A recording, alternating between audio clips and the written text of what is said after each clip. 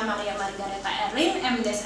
Saya adalah lulusan cum laude dengan IPK 3,91 dari Magister Desain. Saya juga mengajar 11 tahun di 6 universitas terkemuka di Indonesia. Sekarang saya akan ngasih kamu tips supaya kamu bisa lulus dengan yang maksimal. Oke, sekarang tips yang akan saya berikan kali ini adalah tips untuk kalian menghubungi dosen. Jadi dengan masa pandemi seperti ini atau juga masa biasa, aturan rule of game-nya biasanya sama, dan beberapa murid punya kadang-kadang etika yang kurang ketika menghubungi dosen. Jadi saya akan berikan kalian tips gimana cara yang benar untuk menghubungi dosen. Oke, pertama, hubungi dosen melalui media yang telah disepakati oleh dosen tersebut. Apabila dosen tersebut memberikan kalian nomor WhatsApp-nya dan mengizinkan kalian untuk menghubungi, boleh. Tapi biasanya rule of game-nya kalian tidak boleh sembarangan menelpon dosen. Ya, itu sama dengan kalian cari mati. Ya, jadi sama kayak online shop ya. Jangan pernah menghubungi sellernya ya. Jangan pernah menghubungi dosen menghubungi dosen melalui telepon gitu. Kecuali kalian sudah mendapatkan izin dari dosen tersebut, karena biasa itu mengganggu privasi dari dosennya. Oke, jadi yang pertama tadi jangan lupa menghubungi melalui media yang disepakati oleh dosen tersebut. Jangan misalnya kalian dapatkan nomor WhatsApp itu dari orang lain, tapi sebenarnya dosennya tidak mau dihubungi melalui WhatsApp. Nah, itu berarti kalian balik lagi bunuh diri ya. Itu berarti kalian telah dengan sangat tidak sopan melanggar privasi dari dosen tersebut gitu. Jadi ada beberapa dosen yang tidak se-strict itu gitu. Misalnya kayak seperti saya tidak masalah untuk kalian hubungi saya melalui WhatsApp, tapi saya seperti nyaris seluruh dosen lainnya gitu, tidak ingin kalian menelpon kami gitu. Itu udah universal rule gitu, bahwa kalian tidak boleh menelpon dosen kecuali penting banget dan seizin dosen tersebut. Terus misalnya nih, hubungi lewat media apa? Misalnya, si dosennya cuma mau misalnya dihubungin lewat Line, atau misalnya kesepakatan bersama ada grup WA chat gitu, atau misalnya kalian bisa juga hubungin misalnya melalui email atau Google Classroom dan lain sebagainya. Jadi sesuaikan aja sesuai dengan apa yang disepakatin sama dosennya, media apa mereka boleh dihubungi. Kalau dosennya nggak bilang, tanya di awal perkuliahan, Miss, saya kalau mau nanya enaknya lewat mana? Apa saya boleh WA chat atau saya harus nanya lewat mana? Seperti itu. Jadi pastikan media di mana dia mau dihubungin. Itu satu. Kedua adalah kalian hubungilah sesuai dengan jam kerja ya. Jangan pernah dengan tidak sopannya menghubungi dosen di jam-jam yang ungodly hour gitu, jam-jam tidak sopan gitu. Jadi kita samakan aja seperti jam kerja kantoran, yaitu jam 9 lah, jam 9 sampai 5. Itu adalah jam yang layak untuk kalian hubungin. Setelah lebih dari itu, kami sudah menjalani kehidupan sebagai tanggung jawab kami lainnya, baik itu sebagai ibu rumah tangga dan sebagainya gitu. Jadi kita tidak mau diganggu lagi oleh kalian. Biasanya begitu, itu rule of conduct sopannya. Bu, ada kok dosen saya yang sukanya dihubunginnya malam-malam gitu. Oke, kalau seandainya dosennya udah bilang tidak apa-apa, kalian mendapatkan permission, dia available-nya jam-jam malam, boleh ya. Pengecualian itu selalu ada. Berikutnya adalah ketika kalian menghubungi gitu, misalnya kalian diperbolehkan untuk menggunakan WhatsApp atau Line dan kalian memutuskan untuk japri ya, bukan jalur pribadi gitu, menghubungi bukan melalui grup chat.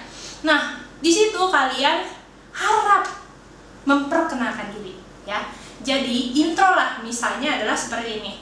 Bu, saya adalah Maria Margareta Erlin, kelas audiovisual dari kelas LD 32, misalnya seperti itu. Nah, jadi kita tahu nih, oh ini tuh si Erlin dari kelas ini, mata kuliah ini. Terus habis itu kamu harus menyatakan berikutnya adalah apa yang mau kamu tanyakan. Misalnya saya ingin menanyakan perihal tugas pertama, yaitu tugas skrip, misalnya seperti itu. Jadi saya tahu konteksnya, oh si ini tuh mau nanya ini, urusannya ini gini-gini. Apabila terus kalian bilang gitu detailnya dari pertanyaan tersebut ya. Jadi kalian ngomong, saya mau nanya, skripnya itu harus maksimal berapa halaman, misalnya seperti itu. Nah, kalian tanyakan seperti itu, jadi kita bisa tahu konteksnya. Jangan pernah tiba-tiba nanya, Bu, ini saya ngumpulinnya kapan sih tugas yang kedua? Kita langsung kayak gini, untuk gambaran kalian aja ya, untuk kalian bisa punya empati gitu ya. Saya mengajar di semester ini 2 kampus gitu. Semester sebelumnya saya pernah mengajar 4 kampus gitu. Satu kampus kadang-kadang saya itu punya murid satu kelas ya, satu kampus saya bisa punya misalnya 4 kelas. Dari 4 kelas, satu kelasnya itu ada 40 anak ya. Kalian bayangin 40 anak ya, satu kelas. Satu kampus ada 4 kelas. Dari 4 kelas saya mengajari 4 kampus. Nah, kepala pecah ya. Jadi itu banyak sekali yang saya ajar gitu. Itu saya bisa juga baik dosen lain juga bisa mengajar multiple class gitu, beberapa kelas dalam waktu bersamaan, dan bukan hanya satu mata kuliah.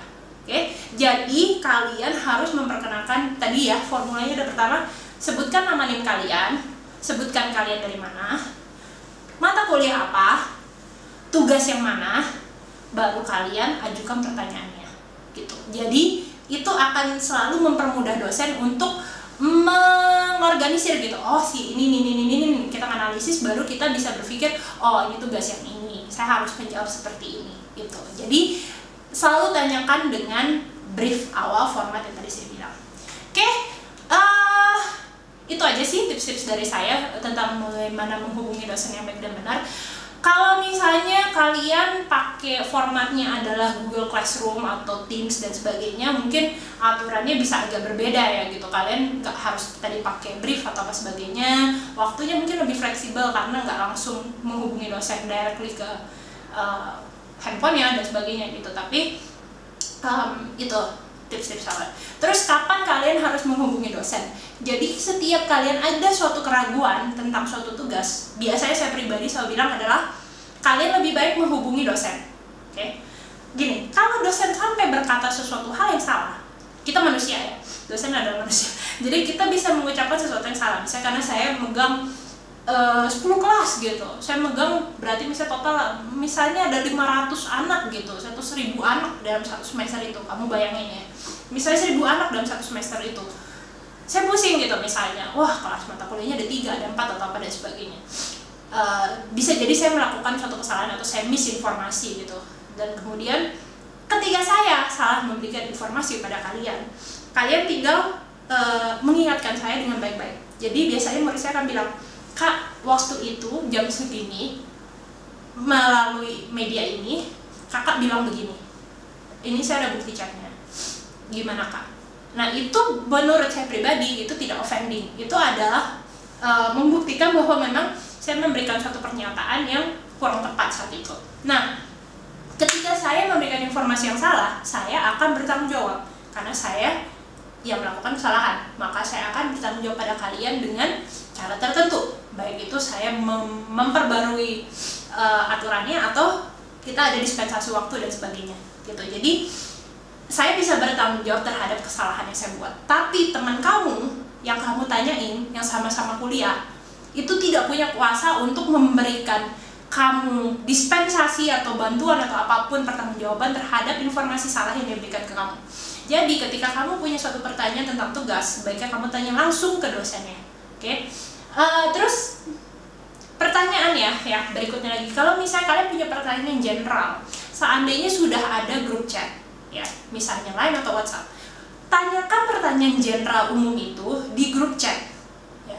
Bayangin saya misalnya satu kelas saya ada 40 anak ya, terus dari gitu 40 anak ini semua punya pertanyaan yang sama dan mereka semua japri sama saya, Kak kumpulnya minggu depan minggu depan, terus yang nanya 40 anak, WhatsApp saya penuh tuh, isinya sama pertanyaannya gitu. Misalnya nanya kapan kumpul, atau misalnya nanya Kak ini potret atau landscape misalnya, atau apa format dan sebagainya. Itu yang nanya, misalnya semuanya nanya gitu. Padahal itu pertanyaan yang kalau ditanyain satu orang di grup ya, saya nggak perlu jawab 40 kali seperti itu. Jadi kamu harus considerate juga terhadap dosennya. Makanya pertanyaan yang general, yang umum, sebaiknya kamu tanyakan di grup chat gitu. Untuk pertanyaan yang spesifik tentang tugas kamu apa sebagainya yang benar-benar hanya kamu, itu kamu boleh nanya melalui Japri kalau dosennya bersedia di Japri gitu. Itu dia tips dari saya, semoga kalian bisa lebih smart lagi berkomunikasi. Oh ya, jangan lupa ketika kalian ada kendala ya, ada masalah apapun yang urgent, misalnya apalah data kalian rusak atau apa sebagainya, dan segalanya yang membuat kalian terganggu dalam mengerjakan tugas atau ujian, sebaiknya kalian berkoordinasi dengan dosennya. Itu penting sekali. 1, kalian akan dianggap sopan. 2, kalian komunikatif. 3, kita akan berusaha untuk membantu kamu. Baik itu bisa dibantu atau tidak bisa dibantu, setidaknya kita akan bisa memberikan kalian bantuan gitu. baik itu administratif atau misalnya kita diskusi sama kajur apa sebagainya, gimana caranya supaya bisa nolong kamu. Kalau memang tidak bisa ditolong ya sudah, tapi setidaknya kalian sudah berusaha gitu. Jadi sebaiknya kalian komunikatif apabila kalian ada kendala-kendala penting yang mengganggu performa kalian di dalam kuliah gitu. Misalnya kalian lagi sakit keras atau apa sesuatu dan sebagainya yang penting, kalian bisa koordinasi sama dosen gitu. Jadi jangan cuma bilang sama ketua kelas, nanti ketua kelasnya nyampein ke dosen kadang-kadang agak lama. Tapi dosen tertentu ada yang maunya semuanya dikumpulin informasi dalam ketua kelas, terus ketua kelas yang laporin ke kalian. Itu balik lagi ke rule of game yang disepakatin sama dosennya. Oke, thank you, bye.